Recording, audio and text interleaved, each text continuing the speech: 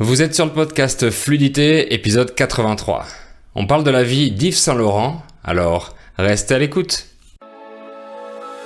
Salut, je m'appelle Fabien, je suis français, polyglotte et professeur de français.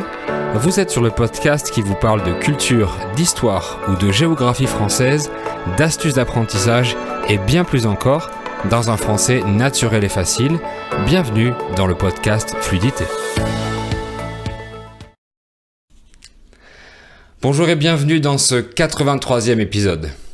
Pour commencer, je voudrais remercier les nouveaux membres du club VIP de la semaine dernière, donc leur prénom s'affiche sur la vidéo YouTube.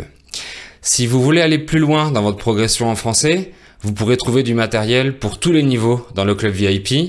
Il y a la liste de vocabulaire PDF en relation avec l'épisode, les transcriptions bilingues des épisodes, des lives YouTube de grammaire, il y a aussi un autre podcast privé où j'explique la grammaire en contexte des épisodes.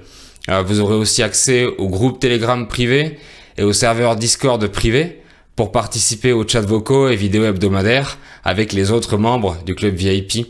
Et encore plein d'autres matériels disponibles. Donc je vous mets le lien dans la description de l'épisode sur les plateformes de podcast et sur YouTube pour vous y inscrire. Vous êtes libre de rester autant de temps que vous voulez et vous avez une réduction de 10% si vous prenez l'abonnement annuel. Justement, si vous m'écoutez en podcast, vous pouvez voir la version vidéo sur YouTube avec les sous-titres en français, en espagnol, en anglais ou en portugais pour tous les niveaux. Donc je vous laisse le lien dans la description de l'épisode pour pouvoir y accéder. Le 19 janvier, un acteur français est décédé d'un accident de ski. Il s'appelait Gaspard Ulliel. C'est un très bon acteur et très talentueux. Il a joué dans le film Hannibal Lecter, Les origines du mal, mais surtout dans le biopic nommé Saint Laurent, qui retrace la vie du célèbre couturier français. Donc aujourd'hui, je vais faire une pierre deux coups et je vais parler de la vie d'Yves Saint Laurent en rendant hommage à Gaspard Ulliel, qui est mort très jeune, à 37 ans, mon âge actuel en fait. D'ailleurs, il y a eu une polémique, un buzz à propos du journal Charlie Hebdo. Ils ont fait une caricature, un dessin satirique sur la mort de Gaspard en faisant de l'humour noir, même très noir, voire déplacé. Donc beaucoup de médias et de personnalités se sont offusqués de ce dessin du célèbre journal en disant qu'ils avaient été trop loin dans leur humour et dans leur provocation et qu'ils se sont clairement moqués de la mort de Gaspard. Je vous mets pas le dessin à l'écran parce que je trouve ça tellement nul que j'ai pas envie de le montrer en fait. Donc en tout cas, c'est parti pour la biographie du couturier. Yves Mathieu Saint Laurent est né en 1936 à Oran, en Algérie, qui était française à l'époque, comme j'ai expliqué dans d'autres épisodes. C'est sa mère qui lui a donné le goût pour la mode et par exemple, à 14 ans, il s'amusait à créer un théâtre miniature avec des personnages en carton et il découpait des silhouettes féminines dans des magazines de mode de sa mère pour leur dessiner et leur fabriquer des vêtements en papier. Il était dans un collège catholique à l'éducation très stricte où il n'arrivait pas à trouver sa place et où il restait quelqu'un de timide et discret. Donc il adorait se réfugier dans le dessin. Ensuite, en 1953, à l'âge de 17 ans, il arrive à Paris pour participer au concours de dessin de mode du secrétariat de la laine où il termine 3e de la catégorie robe. Le jury était composé de grands couturiers comme Givenchy ou Christian Dior, dont on va reparler juste après. Grâce aux relations de son père, il rencontre le rédacteur en chef du magazine Vogue, qui va le faire entrer dans le milieu de la mode. En 1954, il refait le concours de la laine et cette fois, il termine premier, toujours dans la catégorie robe. Et au fait, pour l'anecdote, c'est Karl Lagerfeld qui a fini premier de la catégorie manteau durant le même concours. Et cette même année, il commence ses études dans une école de couture. En 1955, le jeune Yves montre ses dessins au rédacteur en chef de Vogue, qui s'appelait Michel Brunoff. Et il est tellement étonné de la ressemblance de ses dessins avec ceux de Christian Dior que le rédacteur en chef décide de les lui montrer. Le 20 juin 1955, le jeune dessinateur rencontre Monsieur Dior. Également frappé par le talent du jeune homme, le couturier l'embauche immédiatement en tant qu'assistant. Donc Yves va apprendre tous les secrets du métier de couturier grâce à Christian Dior. Ce dernier lui fait confiance et lui donne de plus en plus de responsabilités. Et Dior dit, je cite, Yves Saint Laurent est jeune, mais il a un immense talent. Dans ma dernière collection, j'estime que sur 180 modèles, il y en a 34 dont il est le père. Je pense que le moment est venu de le révéler à la presse. Mon prestige n'en souffrira pas. Et durant ses années chez Dior, il va rencontrer plusieurs personnalités importantes avec qui il va collaborer comme des mannequins ou encore des sculpteurs. En 1957, Christian Dior meurt d'une crise cardiaque et Yves Saint Laurent lui succède et devient directeur artistique de la maison Dior et de ses 1400 salariés, comme le voulait le défunt Christian. Ce qui fait de lui le plus jeune couturier directeur d'une maison de couture. Oui, on dit une maison de couture quand on parle de ces grandes entreprises comme Dior ou Chanel, parce que c'est synonyme de tradition, de respect du client ou d'autres valeurs éthiques. On peut le dire pour une fabrique de chocolat ou un hôtel par exemple aussi. Bref, Yves doit se dépêcher pour préparer la collection Printemps-été 1958 de la maison Dior, dont la représentation est prévue en janvier. Il retourne à Oran, en Algérie, pour faire ses croquis et revient 15 jours après avec environ 600 dessins. Sa propre première collection, nommée Trapèze, où il va réinventer la robe, est présentée en janvier 1958 et elle va avoir un énorme succès. Elle fera un carton dans le monde de la mode. Durant le défilé de présentation, un homme en particulier y assiste et devient un grand admirateur du créateur. Cet homme s'appelle Pierre Berger et lui et Yves vont se rencontrer durant un dîner où ils ont un coup de foudre l'un pour l'autre. Un coup de foudre veut dire l'amour à la première rencontre. Pierre Berger quitte son ex pour se mettre en couple avec Yves Saint Laurent. En 1960, à cause de la guerre d'Algérie, Yves est appelé à combattre pour la France, donc il devient militaire par obligation. Il va en tomber malade et souffrir d'une dépression tellement grave qu'il va être hospitalisé. Après sa guérison, il se fait licencier de chez Dior. Donc, avec Pierre Berger, son compagnon, il décide de s'associer pour créer la maison Yves Saint Laurent en 1961. Il sort sa collection pour femmes, la première de sa maison Saint Laurent, en 1962.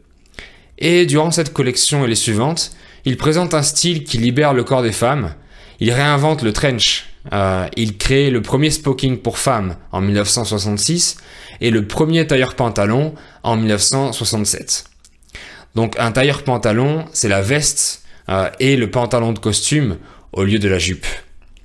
Il se sert des codes masculins pour apporter aux femmes l'assurance, l'audace et le pouvoir tout en gardant leur féminité. Il ne veut pas seulement habiller les femmes les plus riches, donc il ouvre une boutique de prêt-à-porter, la première qui porte le nom d'un grand couturier. Le prêt-à-porter, c'est le contraire de la haute couture, donc ce sont des vêtements déjà fabriqués dans différentes tailles et vendus dans des boutiques, des habits prêts à être portés. Donc des vêtements qui ne sont pas sur mesure, comme tous les vêtements qu'on achète maintenant en majorité. Bon, personnellement, j'ai jamais acheté un vêtement haute couture. La boutique va cartonner, du coup le dessinateur va en ouvrir un peu partout en France, même à New York ou encore à Londres. En 1969, c'est l'ouverture de la première boutique de prêt-à-porter Saint Laurent pour Rome. Donc Yves Saint Laurent était connu pour être quelqu'un de novateur. C'est l'un des premiers qui a fait défiler des femmes d'origine asiatique ou africaine, donc l'un des premiers à avoir fait défiler une femme de couleur de peau noire. Il va avoir de nombreuses muses, comme par exemple Catherine Deneuve, la plus grande actrice française, dont j'ai parlé dans l'épisode sur les acteurs français célèbres. Il a dessiné une robe pour elle à l'occasion de sa rencontre avec la reine d'Angleterre. D'ailleurs, la reine d'Angleterre a le Covid en ce moment, mais sans symptômes graves. En 1966, Yves et son compagnon Pierre vont faire un voyage au Maroc.